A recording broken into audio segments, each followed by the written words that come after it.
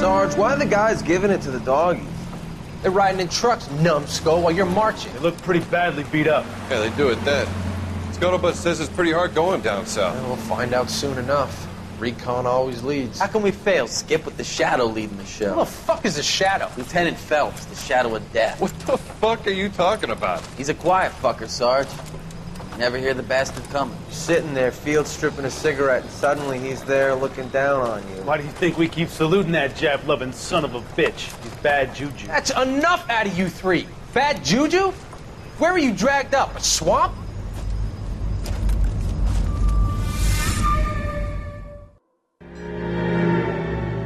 .187 at 5810 Murata Avenue. Homicide wants you over there. The coroner thinks the broad was whacked using the army morphine. Don't say anything, Roy. Just get over there. Well, at least someone can show Roy his place. As to be expected when the bully is embarrassed in front of his classmates, he decides to focus in on Cole's outfit. What's with that getup of yours anyway? I should start introducing us as Detective Earl, and this is my science teacher, Mr. Phelps. Your interest in my appearance is starting to get me worrying. Like it or not, we're a dysfunctional couple now.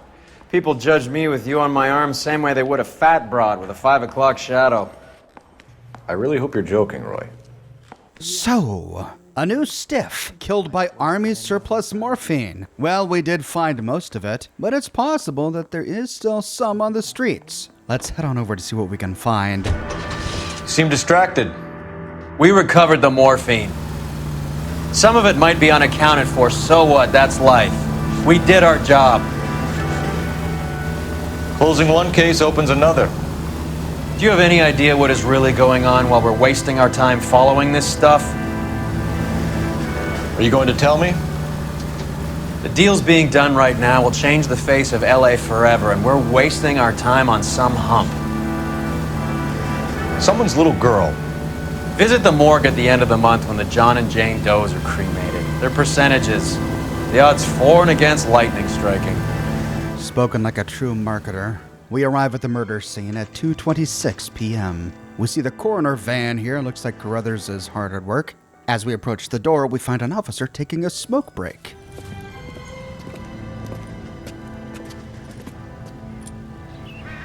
Second floor, apartment 6, in the back. Thanks. Heading inside, we race up the stairs to the second floor and find the crime scene at the end of the second floor hallway. Here, we get a bit of a reunion. Bukowski, you made homicide. That I did. Good to see you, Phelps. You two want a hug? Or can we get on with it? Relax, Rusty. 26 years old, fashion model. Found in the tub by the cleaning lady, Mrs. Reynoldson. She called it in. We heard Carruthers thinks... Carruthers likes to make work for people. Overdose of sleeping pills. Falls asleep in the tub. Rest in peace. Case closed. Here, here. Mal is 100% that it's murder. Do you mind if I take a look around? Sure. Go right ahead. So as always, Finbar is trying to get out of as much work as possible. The game points us down the hallway, but before we inspect the corpse, we'll go over the apartment for clues. Heading back out to the living room, we see that the model wasn't tired of looking at herself every day. We pass one large portrait on the wall to pass by another large portrait of the same model on the wall. And directly below this, 3 more framed portraits of the model. This is all top end of town stuff. Gives us somewhere to look. Can't deny that. She must have gone to a professional photographer to get this taken. Inspecting the back, we don't learn who this photographer was. Moving over to the photo on the right. Beautiful girl. Clothes certainly aren't from the Sears catalog. And she uses a custom dressmaker. But inspecting the back of this one, we don't learn who that is. But when we inspect the middle portrait, There's been a modeling assignment. we see half of a business sign on the building behind her. And flipping it over, It's a place to start. we're in luck. Daasin. 6582 Hollywood Boulevard. I'm working Tuesday 11 to 4 p.m. Come keep me company? Ask for Miss Randall. XXX Julia. So Julia Randall is the stiff in the other room. She's the murder victim. Sounds like she was an employee of this Dassine place. But who did she give this photograph to? Why did she want this person to come keep her company? Was it romantic? XXX, Julia? And if she gave this photograph to someone else, what's it doing back in her apartment, framed? At any rate, it's the best clue we have, at least now. We have an address. As Cole said, a place to start. Moving on, we see the cleaning lady who discovered the body sitting sorrowfully at the dining room table. We don't find much in the kitchen, so that leaves the victim's bedroom. Heading back to the hallway, we can pass by the bathroom and enter the bedroom at the end of the hall. She has a few hat boxes, a privacy screen, and hanging from the privacy screen is something that seems out of place. Quality English smoking jacket. I don't know anyone under 45 who would wear one. So a quality English smoking jacket is out of style with the youth of 1947. And it's all the way from Savile Row, no less. Okay.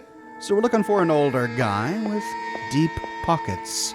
But why did he leave it here? Did he leave in a hurry?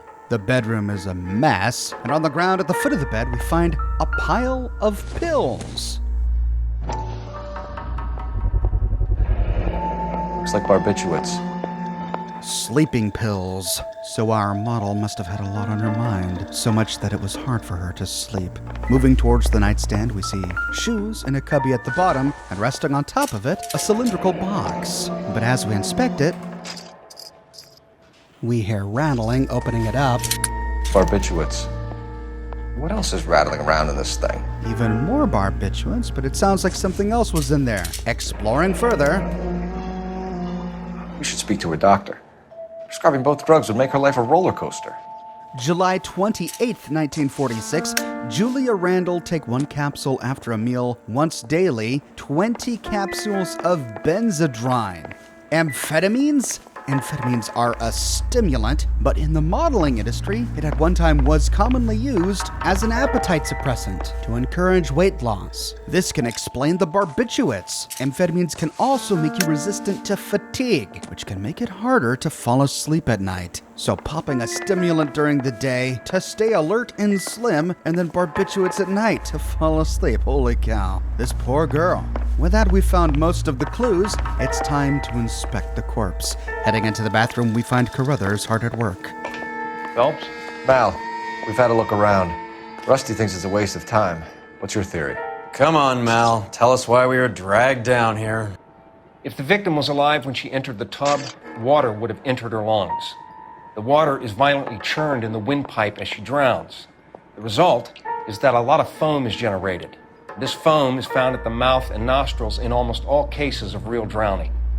Notice anything about our Vic? May I took a look? Be my guest. Inspecting the head. Take a closer look at her head and neck. The neck is bruised pretty badly. But we don't see any foam, crustiness, or trace of foam around her nostrils or mouth. Moving on to the right arm. Bruising on the forearms, and these look like bite marks. Very good. Whoa. Yeah, I doubt she caused that herself. We're looking at clear signs of a struggle here. And then moving on to the left arm. Very unusual ring. I could be wrong, but it looks like a black sapphire. The eyes are a classic sign of morphine, and the bruises tell their own story. I think one man held her down and another held her arm and injected her. They put her in the bath to try to cover it as a drowning. And spread a trail of barbiturates. Take a look around outside on your way out and see if you can find the syrettes. It would make my theory. And morphine would have been very quick, and there wouldn't have been much of a struggle. Okay, so find two guys who recently bought syrettes and weren't junkies, and you might be onto something. This is her in these photos? There's something else. Yes. Miss Julie was... Pretty girl like that? Maybe she was having trouble with some boys, huh? Maybe she got her heart broken. She couldn't take it anymore. So she ran herself a bath and downed some pills, and then she just drifted off. I don't know. Miss Julie, she always had so much fire. So much drive. I'm sorry. I'm not being very clear. There. It's okay. Oh, Roy, you have to at least pretend at compassion, buddy. Try to be a little less obvious that you want to get out of here. Man, guy needs to work on his bedside manner. Heading forward, we can take a stab at consoling the cleaner. I'm Detective Phelps. I'm here to try and help Julia. Do you mind answering some questions? Virginia Reynoldson, I'm just so shocked. I feel like there's something I should be doing, someone I should call. We can make those calls, ma'am. Who needs to be notified? That's just it. I don't know. Miss Julie doesn't have any family in town. Someone has to set her affairs in order. Mr. Henderson, maybe? Who else is there? I don't know. If you give the details to the other detectives, ma'am, they can try and get in contact. Always so alive, so full of fire. That's how Virginia described our victim. First, we'll ask about the victim's state of mind. Was Miss Randall depressed about something? Upset? No more than normal. Ooh, and right off the bat, we have some shifty activity. First, she answered our question without really answering it. No more than normal doesn't mean no. It means she normally was depressed or upset. Could we be dealing with a suicide after all? Though I think that may be a bit of a jump. Reading her body posture and her facial expressions, we get conflicting messages from her. At once, she just appears sad, horrified by what happened and shocked. And yet, our biggest clue comes from watching her behavior immediately after answering our question. No more than normal. She answered it quickly and then immediately sat back and averted her glance. Watch again. No more than normal. She was in the fire blowing on the coals, then sat back quickly so as not to get burned. After that, she's doing a really good job of appearing distracted, but that initial reaction, the way she answered the question, gave her away. But more than that, after having inspected the house, we have all the evidence we need to prove that our victim, Miss Randall, was depressed or upset about something. So our housekeeper here is lying. What are you hiding here, Mrs. Reynoldson? Julia was obviously disturbed about something. I have no idea what you're talking about. The evidence we have are the barbiturates, the sleeping pills we found at the foot of her bed, scattered around the bathroom floor by the corpse, and in her secret little container. After all, why take pills to help you sleep if there's nothing on your mind keeping you up at night?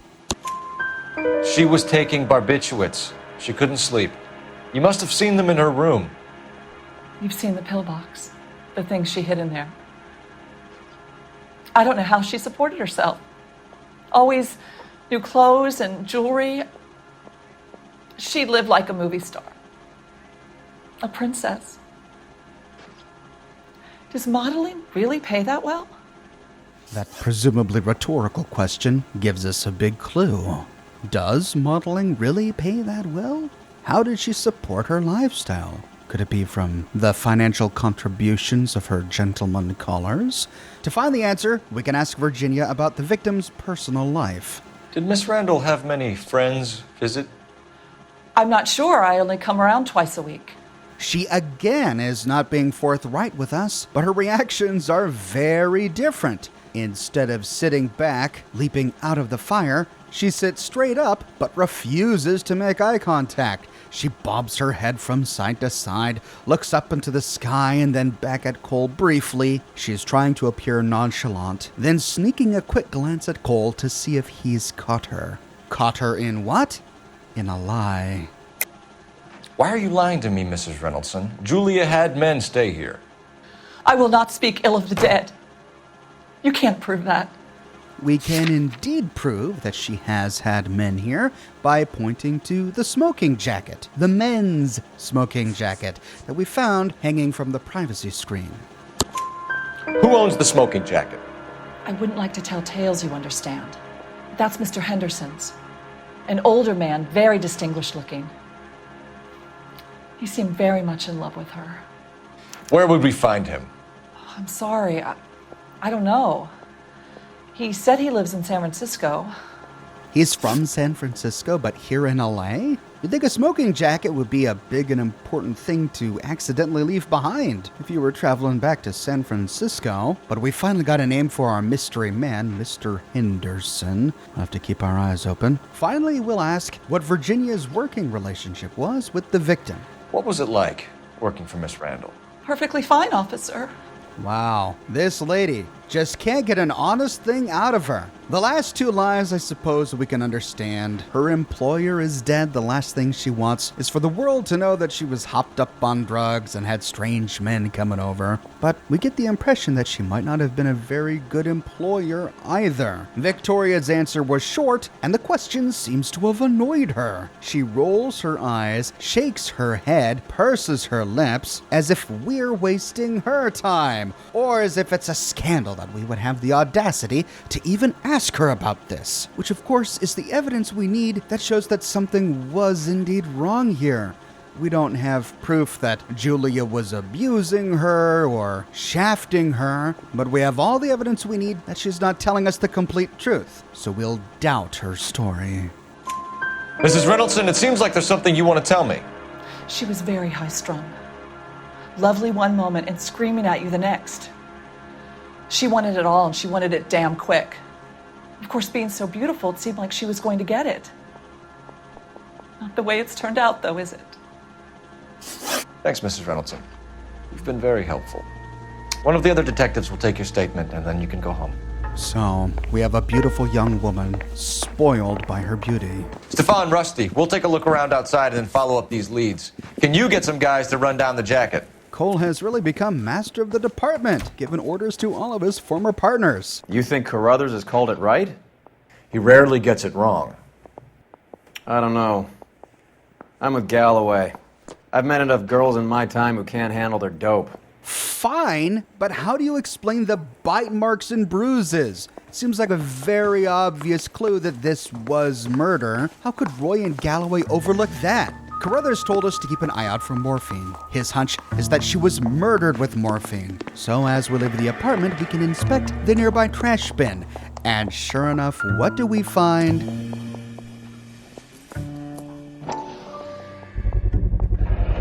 Mal will be pleased. Well, that's hardly conclusive, given the number of those things we've come across recently. The autopsy will confirm it one way or another. A surrette of Army-issue morphine. Roy and Galloway are just the laziest couple of officers I think I've ever met. But Cole's right. It doesn't matter what they think or what we think. The autopsy will confirm it one way or another. But this evidence is one more confirmation that we are indeed dealing with a murder. We have a few places we could go. There was the office of Dr. Stoneman, the guy who prescribed amphetamine to Julia. Or we can go to the Diacin dress store, where Julia worked. We'll start by going to the dress store. Bukowski, Galloway, quite the little reunion in there. Almost brought a tear to my eye. They're good police. How would you know? You got promoted so fast you barely had time to learn their names. Let me fill you in. Bukowski's a pushover. Galloway's a drunk. You could learn a thing or two from both of them. Please. They couldn't work a vice case if their life depended on it. I don't see why they'd be any better or worse at it than me. I noticed you said better. Hubris disguised as humility. Kind of your trademark, don't you think? Why do you always twist everything? Galloway's got nothing to prove. He's been on homicide for years. And he's welcome to it. You're a terrier, Phelps, and that's what I need. Not some old bulldog who can't get up a flight of stairs without coughing up his lunch. We arrive at the dress store at 2:44 p.m. And sure enough, it has the same lettering that we saw in the background of Julia's photograph. Heading inside, we can try and find a sales rep. Well, hello. What can I help you with today? LAPD, ma'am. I hope I haven't done anything wrong. No, ma'am. We're making some inquiries about Julia Randall. Does she work here? No, I had to let her go. Is she in some sort of trouble? She was found dead this morning. Stunned silence. She used to work here, but she was fired. Let's ask her why. How long had Julia worked as a model? Well, she worked in New York before coming here. She was a very beautiful girl. So, a long time, I take it? Sometimes these guys answer questions without actually answering them. But we learn that she came from New York, so she's been doing this for a while. And this dress store owner isn't really giving us a reason to doubt her story. She sits here confidently, calmly, comfortably, making eye contact with Cole. If you don't get a move on, young man, people will start to think that you've lost your mind. Young man? What? She's scolding Cole like a schoolteacher. Was she trying to call Cole crazy? Well, at any rate, I think she's still telling the truth. Could you tell us why you let Miss Randall go? Husbands sometimes come in here with their wives. When Julia Randall modeled, the husbands were often more interested in her than they were their wives' dresses. The wives weren't happy, and neither was I. Did she have any close friends here? Actually, yes. Heather Swanson. Would you like to speak with her? I'd like that very much. Please don't inform her about Miss Randall's death. Very well, officer. Heather, these gentlemen are from the LAPD. I'm Detective Phelps. This is Detective Earl. I understand that you worked with Julia Randall, Miss Swanson? Yes. Julia helped me get my job here. She's not in any kind of trouble, is she? She's a hellraiser, isn't she? Lives a fast life. Oh, no. Maybe Mrs. Stanley would call her that, but I wouldn't. She's full of life, wonderful company. That's a lovely engagement ring. Do you like it? Henry gave it to I'm me. very interested in engagement rings. Do you mind if I take a closer look? Yeah, I can see why she'd find that weird. Cole is just very interested in engagement rings. Oh, hi there, miss. I'm just really into engagement rings. Can I take a closer look at yours? That's some pearl, Miss Swanson. Would have cost Henry a fortune. He must really love you. Moving beyond that awkwardness, we can ask Heather here what her relationship was with the victim. How did you meet Julia? I was introduced through my fiancé, Henry Arnett. All right, another name. Henry Arnett, fiancé to Heather, bought her that pearl ring, but knew Julia first. Heather became friends with Julia through Henry, got this job at the dress store because of Julia. So Henry and Julia had history before Heather. But Heather here is standing confidently. She's not shifting her weight. She's not avoiding eye contact. She doesn't look awkward. She looks comfortable. Well, you can't stand around here all day looking vacant. It's embarrassing. Oh, and she's a forthright young lady. Thank you for that criticism, Heather. At any rate, she's telling the truth. Henry is your beau. Tell us about it. Yes, he is. Henry has a fashion business. He and Julia have been friends for years. Okay, fashion business, fine. But exactly how old is Mr. Arnett? Could he have been masquerading as a Mr. Henderson? We can ask Heather if she knows anything about Mr. Henderson. Are Miss Randall and Mr. Henderson engaged? Who's he?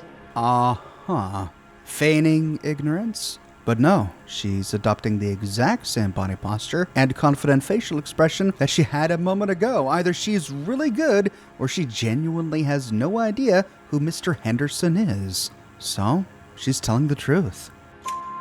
She was wearing a sapphire engagement ring. Someone must have given it to her. She never mentioned a man named Henderson to me. That's all for now, Miss Swanson. Could you ask your fiancé to visit Hollywood Police Station? It would be very helpful to our inquiry. Now, wait a moment. I don't think I'll pass on that message until you tell me why you're asking all these questions. Julia Randall was found dead this morning. What? Oh, no. Oh, I can't believe it. She was so full of life. Yes, living people tend to have that attribute. So Cole was playing a little game with Heather to see how she'd react. So, how was that performance? Did she react genuinely surprised? But as we contemplate this, we begin to hear sobbing from the dress store. Turning around and looking through the glass, we find Heather crying in her seat. She's being consoled by the shop owner and the other employees. From all appearances, Heather genuinely had no idea that her friend was dead. But from Heather, we have a new name, Henry Arnett. But only one other address. Heading to the car, we can have Roy take us to the practice of Dr. Stoneman. Nice move not telling old Sweet Lips in there about her friend taking the big jump till we were half out the door.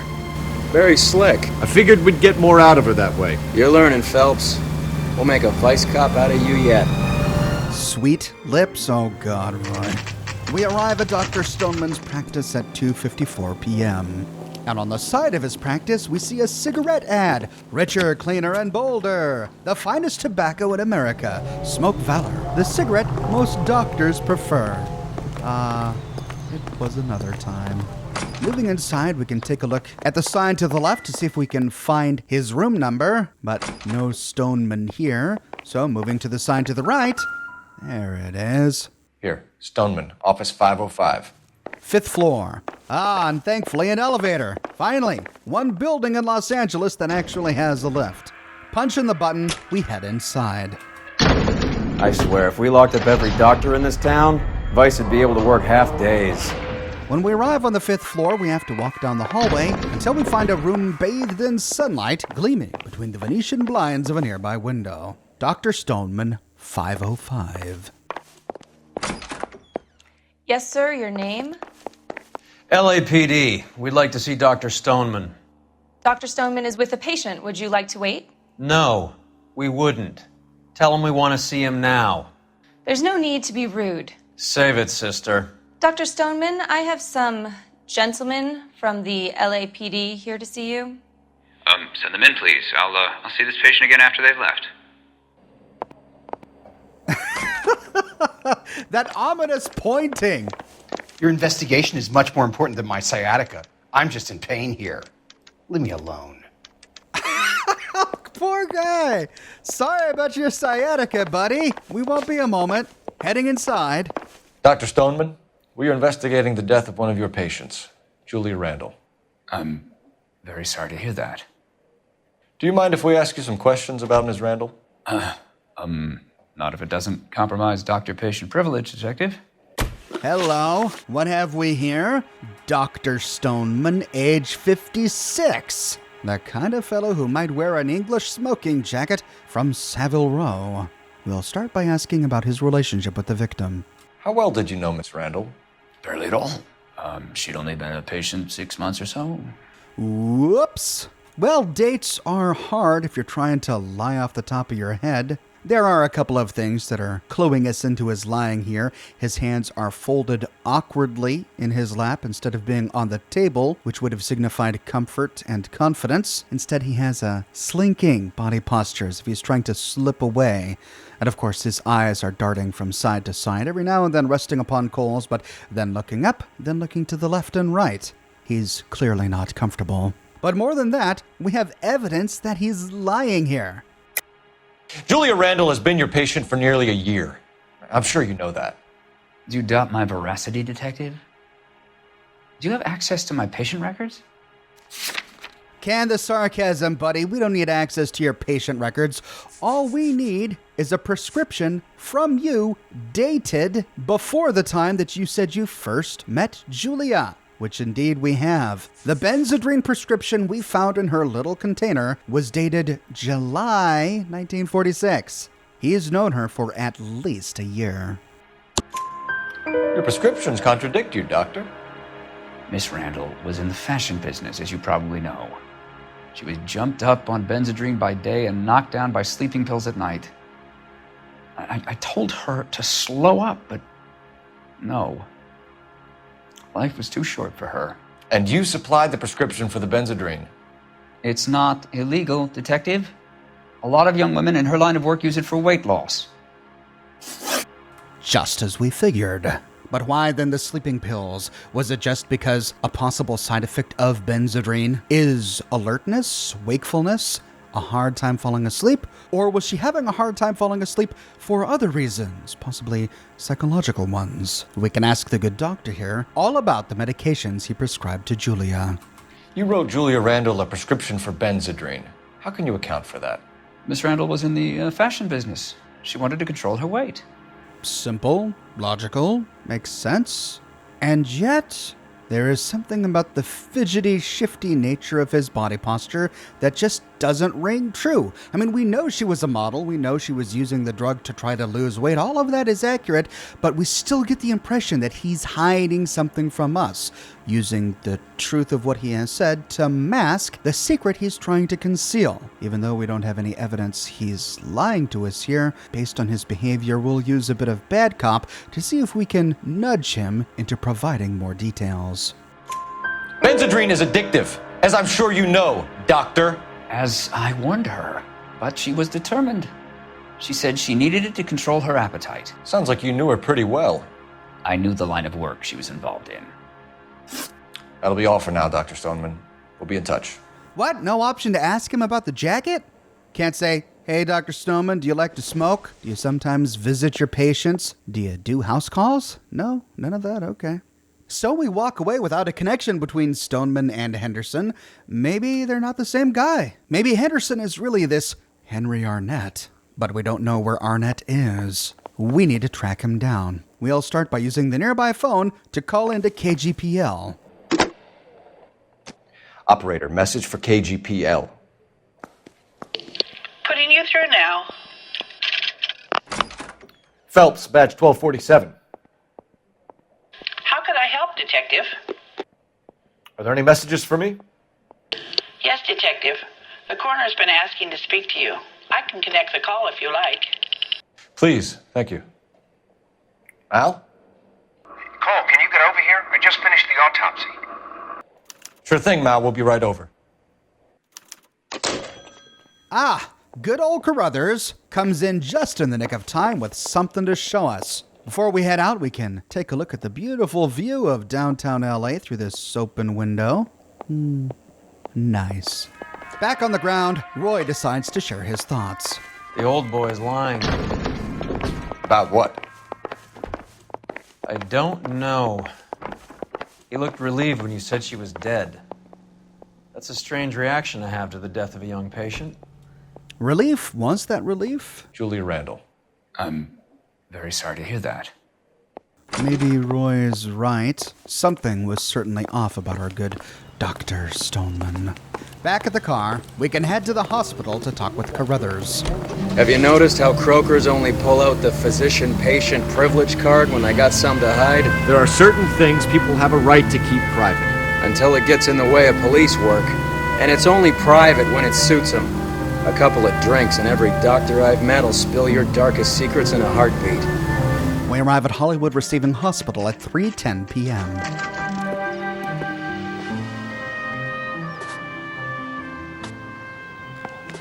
Checking in.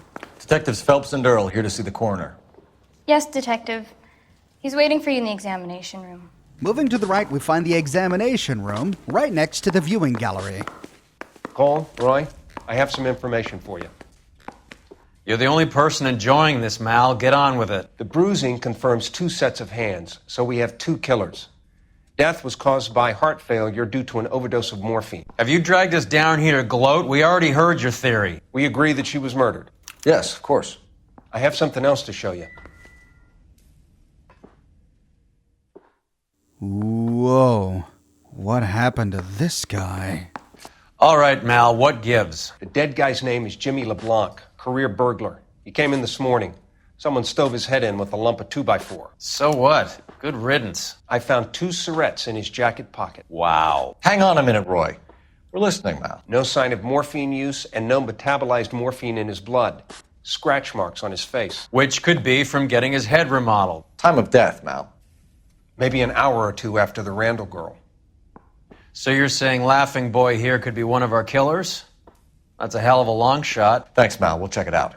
I found something else. Heading to the countertop, we find a harmonica? Sorry, I don't play. I don't know if it's significant. His wallet was empty. The only other things he was carrying were the harmonica and the morphine. Carruthers. Yeah, he's here. I'll send him over. They have a guy called Henry Arnett in interview 2 for you next door. Let me know how you get on. Sure, Mal. And thanks for the lead. Sure, Mal. Thanks for the lead. Roy, you smarmy little guy. Oh, I just want to smack him in the face. Golly. Well, we asked Heather to send her boyfriend Henry to meet us at the station. Looks like she delivered the message, and he's here waiting for us. But did he show up because he's a concerned citizen or to avoid looking suspicious? Heading across the parking lot to the police station, we find Arnett waiting for us in interview room number 2, but oh no, how disappointing. It's a young guy. He's smoking though. Would a young guy be wearing an old guy's smoking jacket? Mr. Arnett, I'm Detective Phelps. This is Detective Earl. Thanks for coming in. Call me Henry. It's the least I could do. Terrible news about Julia. Okay, so we learned from Heather that Henry here knew Julia before he ever met Heather. She said they met through his fashion business. But what exactly was their relationship? How well did you know Julia Randall? Vaguely. I'm in the clothing business, and Julia occasionally modeled for me. Whoa, vaguely? Okay, strange response. He felt so compelled to come down here and talk to the cops for a woman he vaguely knew? Oh, this just flies in the face of everything we knew. Julia introduced him to his fiancée. Did he think we wouldn't know this? He otherwise appears to be fairly confident. He's making direct eye contact with Cole Phelps, sitting in a relaxed stance, but there's something about the way he's holding his body that is artificial. It's hard for me to describe, but I wonder if you can see it. He's a little too rigid. When his body does move, he kind of jerks back slightly to put it back in line, almost as if he's trying super hard to appear nonchalant. Trying too hard. If that's all, Heather's distraught. I probably need to get home.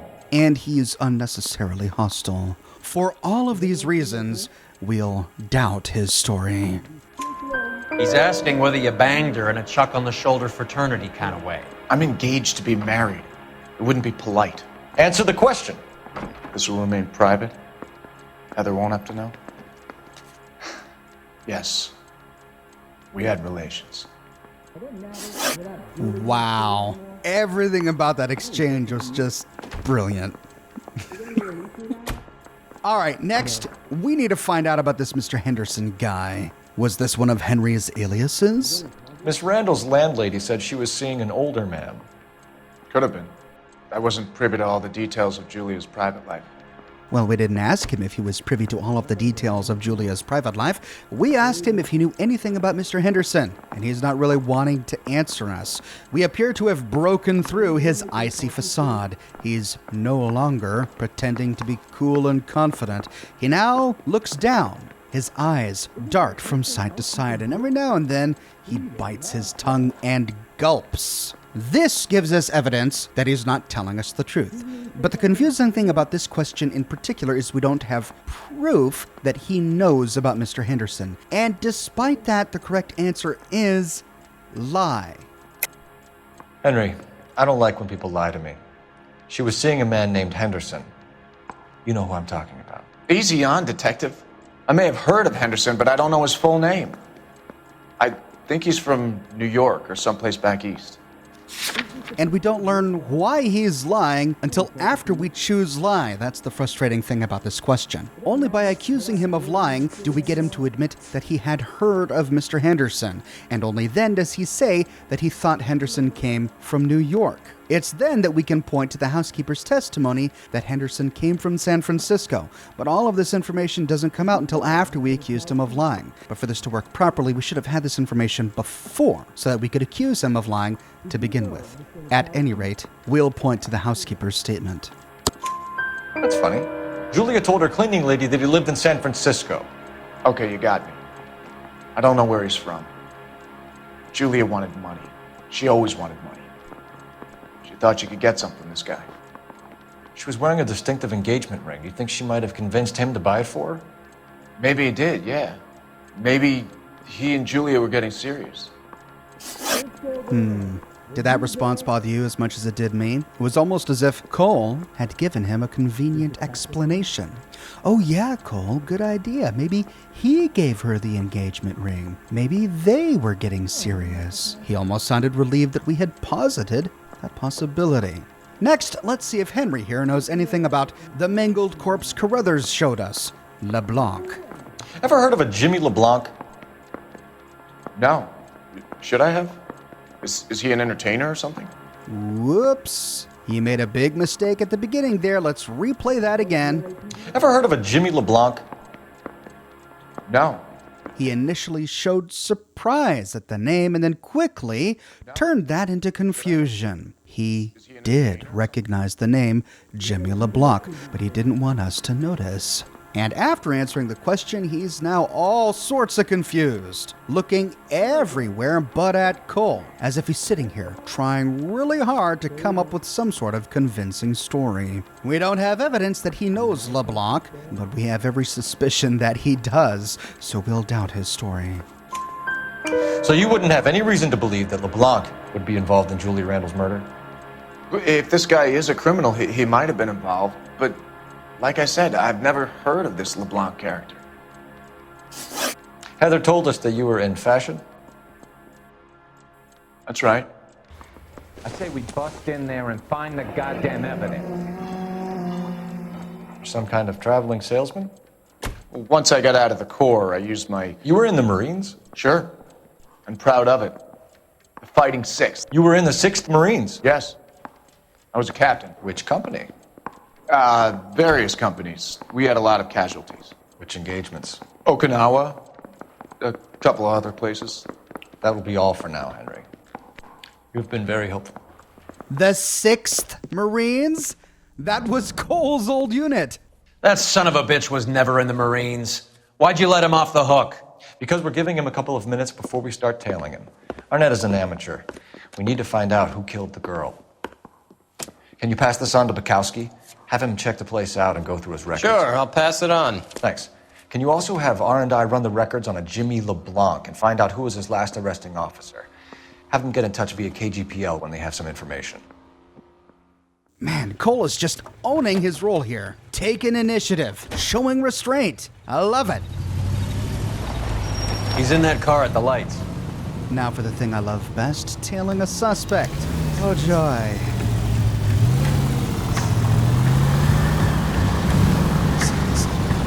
He was squirming like a worm in there. Don't you love it when they pull the war hero excuse? Actually, maybe you don't. And yeah, it goes on like this for quite some time.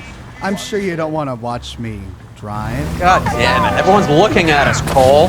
So, we'll skip around a bit. I'd have expected a cad like Arnett to be a better liar. Where are you taking us, Henry? That idiot never stepped foot in Okinawa. At last, Henry pulls over in front of a pawn shop, and then he runs across the street. Pulling over to the side, we can wait for him to conduct his business.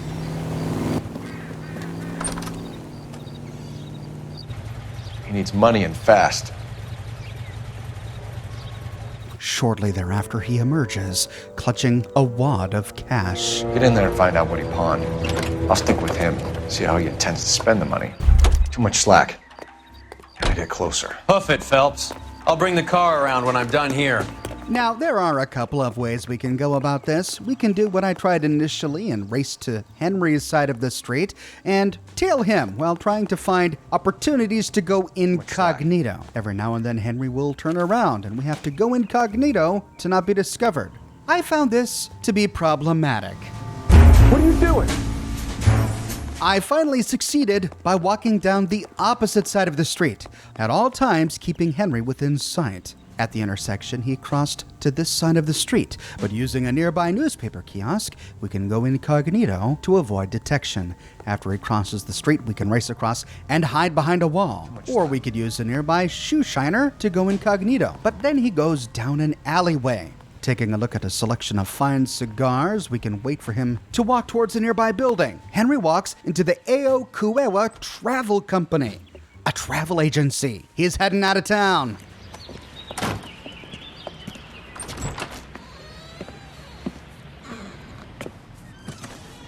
That's right, Mexico City. One-way ticket, please. Next available seat. That would be 1 day from now. Is that okay? It's going to have to be.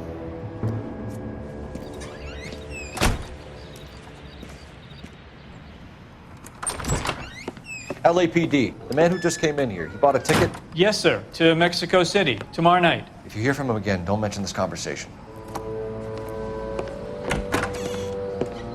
What have you got? He bought a ticket for Mexico City. Tomorrow night. That's good. But this is better. Oh yeah, Roy? What is it? Oh. My God. It's Fabergé. Should have seen the look on the pawnbroker's face when I told him to hand it over. The guy who owned the joint thought it was worth at least 10 large for a cigarette case. Arnett only got 600 clams. 10K for a cigarette case? And Arnett sold it for 600? Talk about desperation. Now, why would Mr. Arnett be so desperate to get to Mexico City? Opening up the cigarette case, we find it engraved. Dearest Beverly, with love and affection always, J? L? Y? No, no Y. F? F? No. CP? No, not CP. I hate cursive. Well, we don't need to worry about Henry now. We know he's not going anywhere until tomorrow. Our next big lead is this Jimmy LeBlanc guy. We can head to a nearby phone to see if RNI has found out any information about him. Operator, give me dispatch. Putting you through now. Cole Phelps, badge 1247. How could I help, Detective? Messages for me, please. Yes, Detective. Detectives Bukowski and Galloway request you return to Hollywood Station. They have information in the Julia Randall case. Any luck with the arrest record check on Jimmy LeBlanc? Yes, Detective. Jimmy LeBlanc's last arresting officer was Patrolman Fred Wallace. He's posted the Hollywood 9th Beat Sunset Boulevard between Gordon and Wilcox. Thanks for your help. So, we can check in with LeBlanc's arresting officer to see if he knows anything about the guy. His arresting officer is at the Hollywood 9th Beat. We can have Roy take us there. A one-way ticket to Mexico. Old Henry's looking as guilty as a dog next to a pile of dog shit. What's his motive? I can think of a few, but I'd put my money south of the belt. One guy plus 2 dames always equals problems.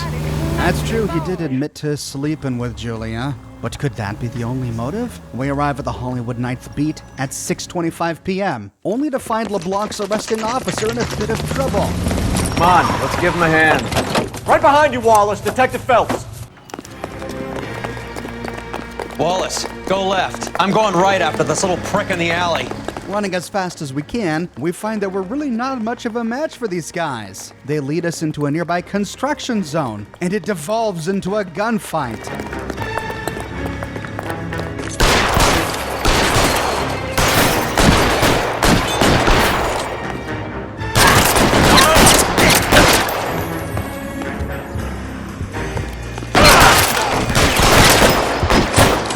Find some cover.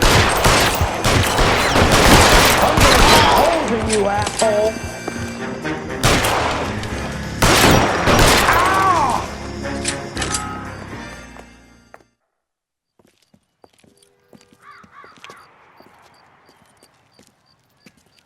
Thanks. Outstanding warrant, armed robbery. Knocked over a drugstore back there, and it looks like he brought his whole posse with him. Bad luck for them. They're all yours now. We need some information. Ever heard of a burglar goes by the name of Jimmy LeBlanc? Sure. I nabbed Jimmy on a burglary beef a couple of years back. They cut through a music shop and into a jewelry store. He got 4 years. I miss his partner, though. His partner? Big guy. I had him cornered, and he picked up this huge display case and threw it out a plate glass window. Then he vaulted out of there like something out of Barnum and Bailey. Got away. I would have had him, except for LeBlanc yelling, "Run for it, Willie!" And you think he was an acrobat of some sort? More like a strongman, a wrestler, or a boxer, that kind of thing. Thanks. You've been a big help. You haven't done too badly yourself. And what was it Carruthers told us? That he thought 2 people were responsible for killing Julia. One restrained her while the other injected the morphine.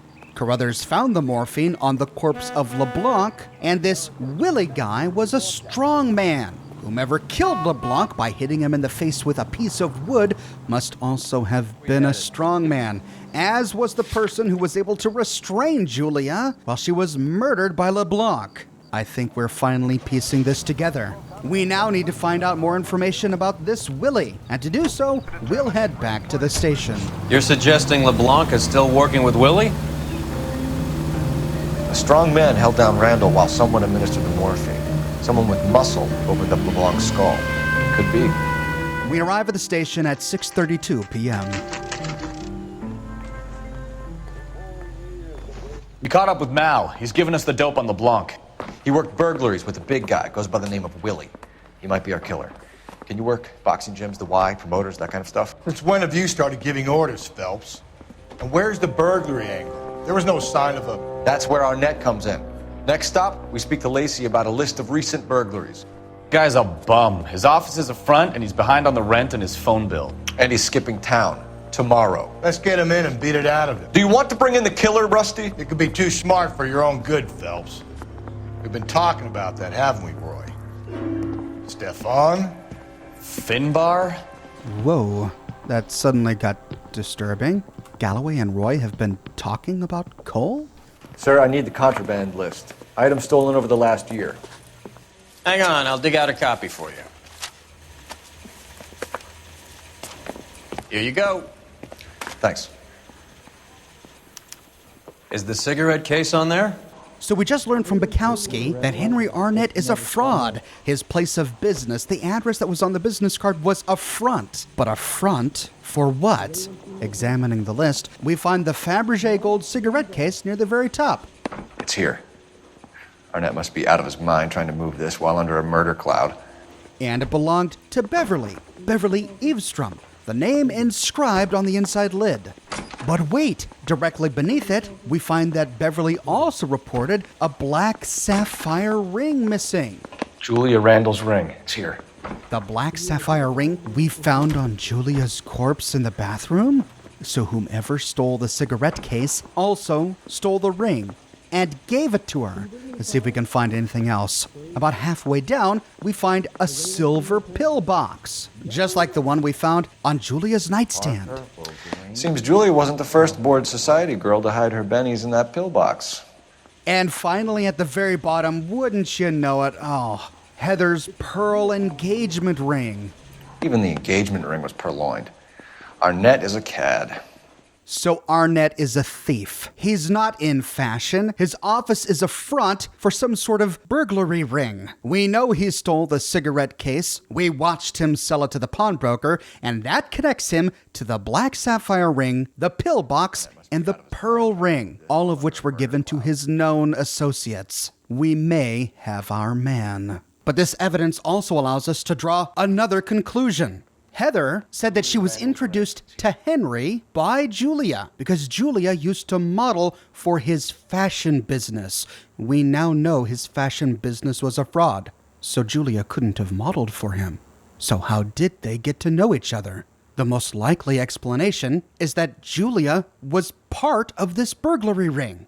After all, we found 2 stolen items in her possession, the black sapphire ring and the pill box. Were these given to her by Henry because he secretly loved her, or did she skim them off of the top of their stolen goods because she fancied them?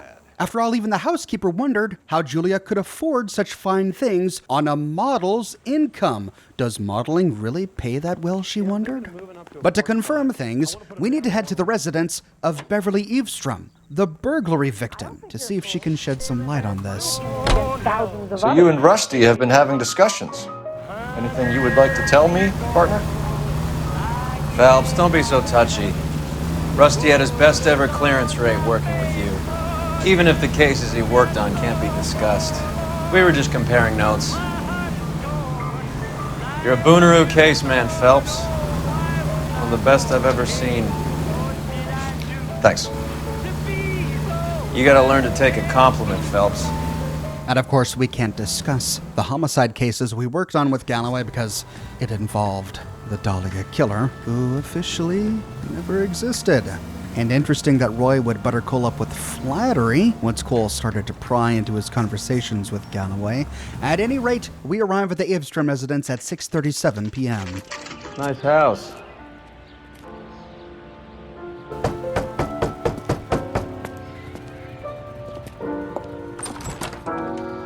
LAPD, ma'am. Is Mrs. Eavestrom in? She is. Would you follow me, sir?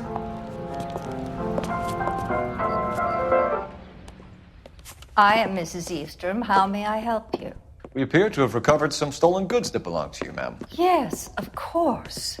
That terrible burglary. Would you like something to drink? No, thank you, ma'am. We have some questions, if you don't mind. Why would I mind, young man, if you are returning 43 pieces of my property? Okay, before we get down to that, I'll have a scotch. Thanks, straight up. Maria, can you get the detective a drink, please? Roy didn't like it when Cole answered for him. While Roy gets his scotch, we can ask Beverly about her list of, 43 stolen items? Well, we don't have all of those yet. Can you describe to us what was stolen? It would be easier to describe what wasn't stolen, Detective. A priceless tiara that has been in the family for 50 years.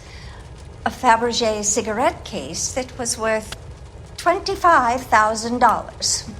Whoa, lady. Calm your bits here. $25,000? Someone's exaggerating. She's doing her best to try and get away with it, though. As awkward as that lie made her, she quickly recovered, tried to make eye contact with Cole, is giving us faint little smiles, intense and creepy stares, really trying to maintain that eye contact.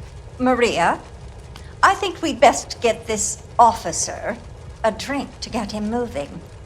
He looks rather gormless. Gormless? Oh my. Well, we'd hate to appear looking gormless, Beverly. But we don't need to pay attention to her body posture, because we know she's lying. Why are you lying about the value of your jewelry, Mrs. Eavestrom? Who do you think you are? Making heinous accusations in my own home. Well, we just so happen to be the cops that talked with a pawnbroker who valued that Fabergé cigarette case at no greater than $10,000. Certainly nothing to sneeze at, but it's no $25K. We recovered the cigarette case from a pawnbroker. No one knows the real value of an item better than those guys. I inflated its value for the insurance claim. There. Are you satisfied? My daughter's boyfriend was quite taken with the case. I think he was even more disappointed than I was when it was stolen. Oh, so she admits to insurance fraud. Okay. We'll ignore that then, I guess. It seems really weird, though, that her daughter's boyfriend would be upset over the loss of the cigarette case. I mean, presumably it's Beverly's cigarette case. What does it matter to the boyfriend? Moving on, we can ask her about the burglary incident report. What can you tell us about the burglary? A terrible night. At least a year ago. But let's not go into that. Let's talk about what you've recovered. Again, we are presented with a really annoying and infuriating choice. We now have to choose truth, doubt, or lie based on her saying, let's not talk about that. So we can't think about it in terms of the options that we're given. Instead, we'll revert back to good cop, bad cop, and accuse. In this particular interrogation, we're not trying to decide whether or not she's telling the truth, but instead trying to choose the best way to get her to open up. She's clearly really concerned with her jewelry. She wants it to be found. She doesn't really want to talk about anything else. But as detectives, we're here to get her to talk about that night. So we have to think about it from that perspective. What's the best way to get her to open up to talk about the night of the burglary, the report that she filed? And that's likely to talk about her missing jewelry, which she is really interested in. So thinking about it that way, the best way to get her to talk to us is to play good cop.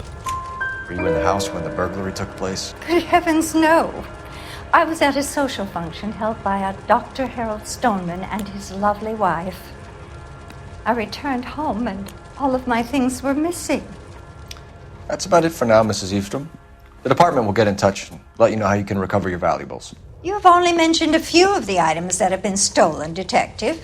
What else has been recovered? You see, Phelps? That's why you get the drinks in early. Hello, Mother. Hello, detectives. What is going on? We'd like to ask exactly the same question. You have met my daughter? This morning at work. Oh, mother and father divorced. I took my father's name. The detectives recovered some of the things that were stolen, darling. Well, what did you find? A sapphire ring on the corpse of Julia Randall. What are you talking about? Your engagement ring, Miss Swanson. Would you be surprised to know that it was part of the proceeds of a burglary?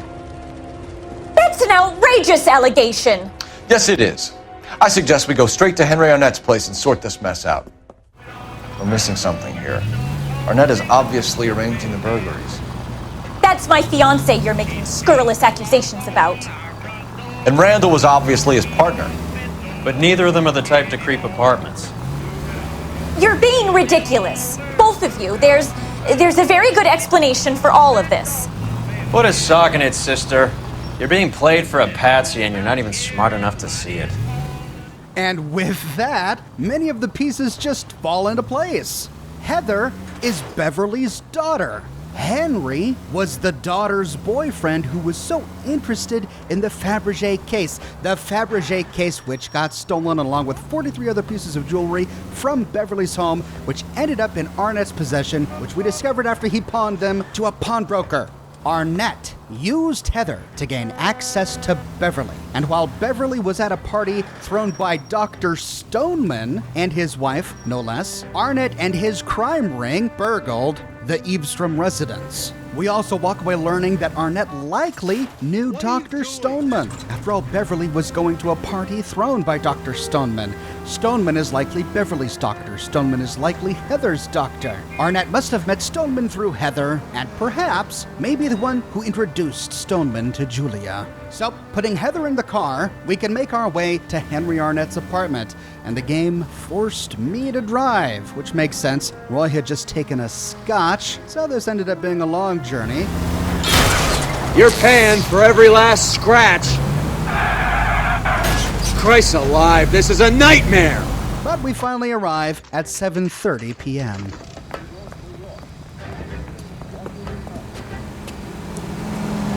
Come on, sister.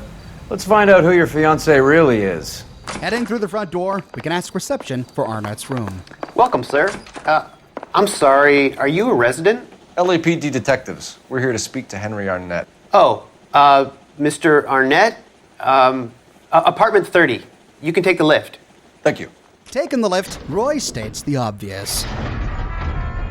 Well, isn't this just nice and awkward? We arrive on Arnett's floor to hear signs of a struggle.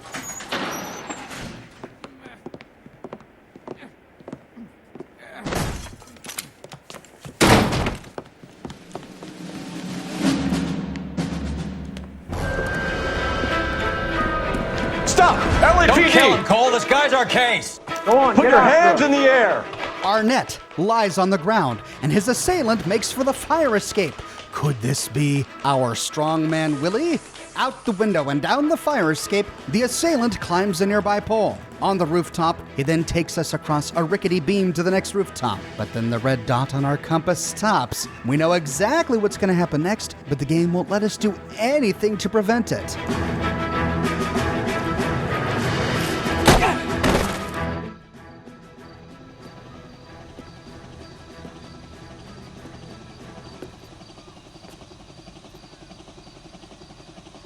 Looks like he got you good, Phelps. Yeah, he really packs a wallop. How did I get back here? Under your own steam, miraculously. You came in through the window, said hello, and then keeled over. How was Arnett? He's coming round, too. He's all hopped up. Good time to get some answers. You missing something, Henry? Before we start our interrogation, we can do a quick search around the apartment. Whoa. Calm down there, Heather. What's with the manspreading? You might make someone uncomfortable. Opening up the nearby suitcase, we can take a peek inside. What's this? Vacheron Constantine. That's an extremely expensive watch, Henry. A graduation present from my parents. Your parents. Oh, I'm sure. And next to this? Well, if it isn't the ticket. You told Heather you're honeymooning without her? One-way trip, Mexico City. And all it cost was one Fabergé cigarette case. With the apartment explored, we can sit down to question Arnett about the burglary ring. We know all about the jewelry ring. You and Randall and LeBlanc and Willie doing the legwork. I'm in the fashion business. And despite everything we know, he's still sticking with his lie. He looks as awkwardly confident as he always does, but of course we have evidence he's lying. You're lying, Henry. How can you prove that I'm involved, Detective? Well, we can point to the $10,000 cigarette case that we saw him pawn, and we know belongs to Heather's mother, Beverly. Because you pawned a Fabergé cigarette case today for $600, a case that is on a list of stolen items. It was Julia's idea. Get a list of society parties and find out where and when, and then have the guests burgled. Julia was desperate for money. No matter how much we made, she always wanted more. And that confirms our suspicions. It was Julia Randall who led the burglary ring. Arnett was just a lesser partner or a lackey. Willie and LeBlanc were her stooges. But why then would her own burglary goons turn around to kill her? We can ask Arnett what the motive was. Why did Reed and LeBlanc kill Julia Randall? I wanted to stop, to get out of that life. I was going to marry Heather if she'd have me. Julia told the others that they were out, that she was going to create a new gang. I'm going to create a new gang with blackjack and hookers. Oh, wait. So Arnett is trying to tell us that Willie and LeBlanc killed Julia because Julia kicked them out of the gang. Is it really that simple? But what would her motive be? Why would she kick them out of the gang?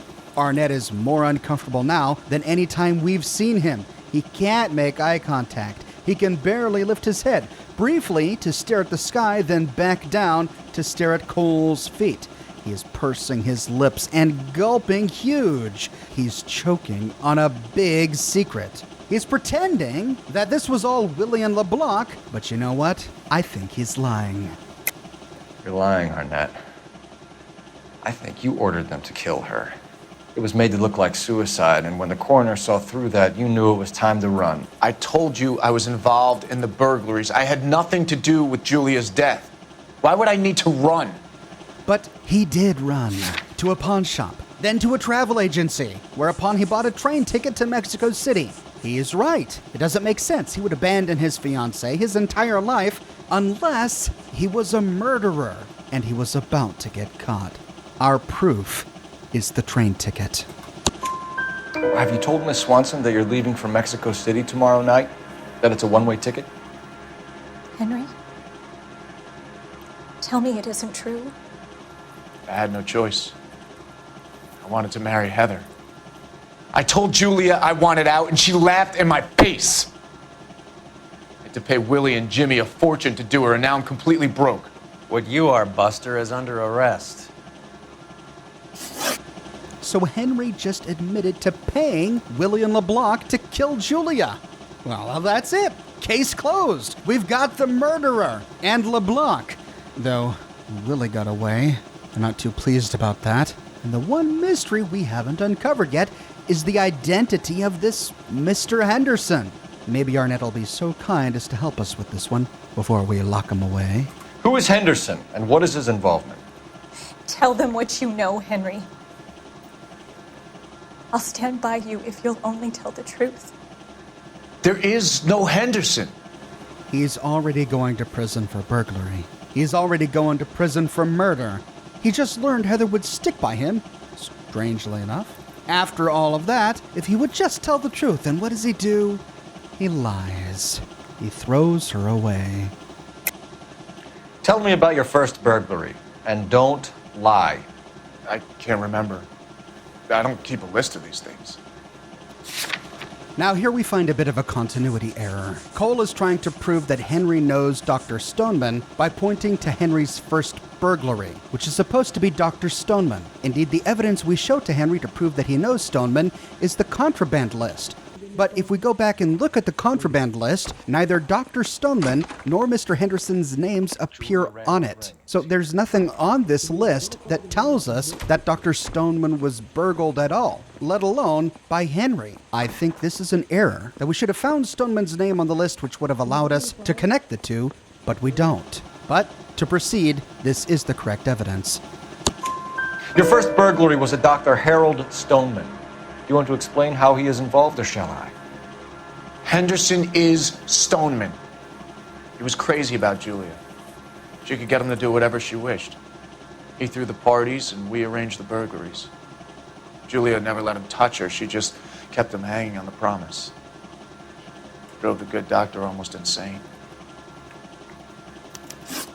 Henry Arnett, you are under arrest for burglary and for the murder of Julia Randall. Henderson is Stoneman, all right? I'm not the guy you want. Go talk to the good doctor. Oh, we will, knucklehead. Meanwhile, we're fitting you for convict stripes. No idea why Arnett wants us to go after Stoneman. Even if, as we just learned, Stoneman was part of the burglary ring, he was in no way responsible for Julia's death. That was Arnett. He paid Willie and LeBlanc to kill Julia because Julia wouldn't let him out of the crime ring. So we're not chasing down Stoneman now because he's a murderer. We're chasing him down now because he was involved in the burglaries. I guess the wedding's off. He only robbed her mother and killed her best friend. Cut the guy some slack. So how does the doctor fit in? That's what we're about to find out. Maybe we should ask him to give you a quick once-over. That meathead gave you one hell of a pasting. I've had worse. You should have seen yourself staggering back in there like a drunken sailor. Next time you can take the runner, Roy. I didn't box in the Marines, though, did I? Should have never told you that. This is why you don't share personal details with your coworkers. Upon arrival at Stoneman's office, we can take the lift. Time for the doctor to give us something to make this all better. And confront him in his office. Hang on a moment, sister. Tell him it's Henry Arnett, and tell him it's urgent. I can't do that. Tell him, or I'll charge you with obstruction of justice. Doctor, I'm afraid Mr. Arnett is here to see you, and he says it's urgent. Send him in. I told you never to come. Tell us the truth, Doctor.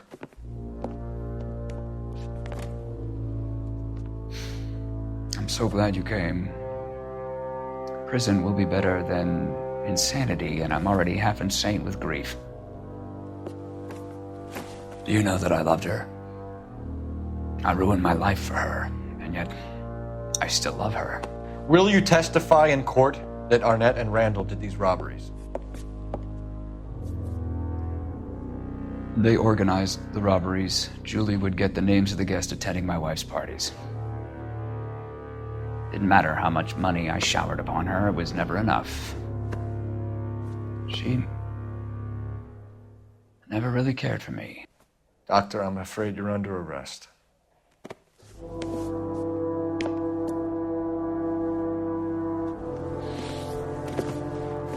Oh, the practice.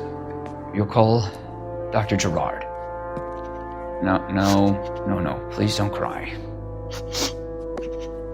I want to see no one. Not my wife or my children, nor my friends. And I don't want a lawyer. Just lock me up and throw away the key.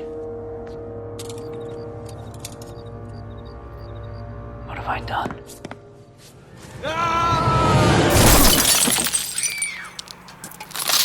Didn't see that coming.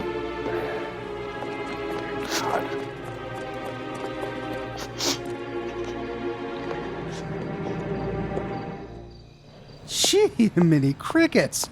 And wow, the secretary is in a lot of grief. Did she like her job that much? So Stoneman was Henderson. He was in love with Julia. So in love that he threw the parties, inviting all of the rich people in LA that he knew so that their homes would be empty for Julia, Henry, Willie, and LeBlanc to rob. With Stoneman dead, there was one more actor we have to round up. And to find him, we have to call R&I. Operator, give me R&I. Putting you through now. I need an ambulance and the coroner immediately to the offices of Dr. Harold Stoneman, 1646 Ivor Street, Hollywood. En route, Detective. You have a message. Detective Bukowski says the suspect is named Wilson Willie the Wolf Reed, former wrestler. Last known address is an apartment building at the corner of Hollywood and Vine. Detective Bukowski says to meet them there. On our way. We have an address for the runner. Let's try and wrap this up then. That old boy really fell for that broad. She was incredibly beautiful, Roy. Would you throw it all away for a woman? Life has a way of making you pay for your pride. You're quite the romantic, Phelps. Stick with the percentages. Broken hearts are for chumps. You're talking from experience. I certainly am. Oh, I like women as much as the next guy, as long as they're in their place and doing what they're told. What a charmer. And a jokester. He fell for that broad? Did he really just say that? Oh, Roy. Back outside, we can use the address that Bukowski gave us to track down Willie at his apartment. We arrive at the Broadway Hollywood apartment complex at 1 in the morning.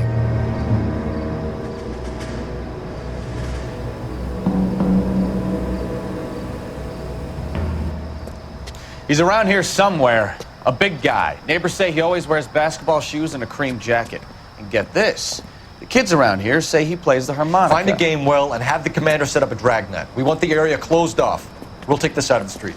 So that explains the harmonica we recovered from LeBlanc's body. He was holding it for Willie, or possibly stole it, before Willie killed him. A harmonica playing wrestler. That's a weird one. Think he knits as well? Just keep your eyes open and your mouth shut. We don't want him to bolt on us. Wait. Pull. You hear that? And sure enough, we do. Someone is playing the harmonica nearby. We find the musician as we approach an alleyway near to a tobacconist. Here we see all the young kids partying it up with the burglaring, murdering, strongman harmonica playing guy in an alleyway. Wilson Reed, LAPD, give yourself up! He pulls out a revolver and awkwardly shoots at us. Also, everyone kept describing him as a big guy, but he didn't seem very big to me. Anyway, he flees up a drain pipe. Roy and Cole climb it, then follow him over a barricade, then up a ladder to a nearby rooftop, which they can use to enter the apartment complex. Here they take the stairs to another rooftop. From here, they follow Willie up another pipe onto the very top of the building. But he vanished. Hold it. He's got to be around here somewhere. No place to go unless he grew wings. There he is! Waste the son of a bitch!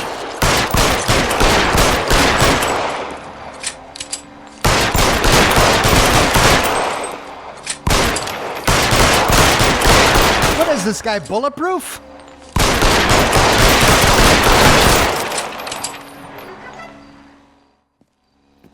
Son of a bitch really picked a spot for it up here, didn't he? Julia Randall's folks are flying in from New York tomorrow to claim the body. I saw her on the slab. So perfect. Looked like she was made of porcelain. She really made an impression on me. Leah had that impact on a lot of men. Christ, it's cold. You guys did good work here today. Roy, I think you should buy your brother officers a drink. Do you now? That's very generous of you, Lieutenant. Julia made that impression on many men, but she was alive for most of that. Lieutenant here is the first one to have been impressed by the cadaver. Awkward. What are your thoughts on the Naked City? With all of the forced driving and stalking and walking, this is one of the longest cases in the entire game, which is why it took me a while to get it out. Thank you for your patience. We are almost done with the Vice Desk. If you don't want to miss the next episode, be sure to subscribe and to click that bell notification button. If you have and you feel like you're still not getting notifications, consider following me on Twitter. I update Twitter manually with every new piece of content that I publish. I have a shirt shop with completely unique designs you can't find anywhere else. My shirts come in a variety of men's, women's, and children's sizes, and in a wide array of colors. You can find them on other products as well, like smartphone cases, pillows, posters, mugs, stickers, prints, etc. So if interested, you can find a link to my shop in the description below, where you can click here. If you like what I do and you want to support me in a more personal way, consider becoming a patron on Patreon or a member here on YouTube. But more than anything, I'm just so glad you're here watching this video with me today. Thank you so much for watching, and I'll see you soon with more brand new videos.